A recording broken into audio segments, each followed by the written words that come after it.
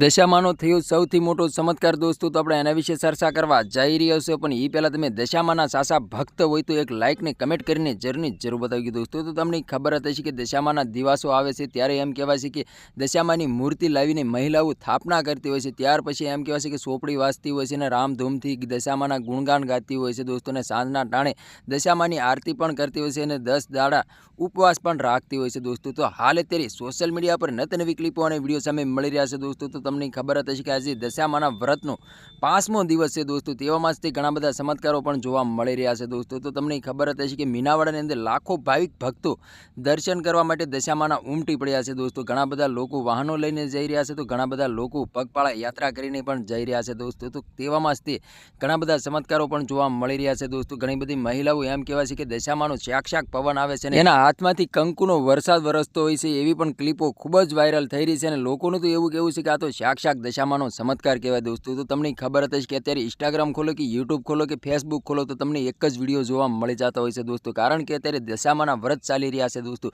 અને ઘણા બધા ગામ ચમત્કારો પણ જોવા મળી રહ્યા છે દોસ્તો। તો શું તમારા ઘરે કોઈ પણ દશામાના વ્રત લીધા છે કે નથી લીધા દોસ્તો?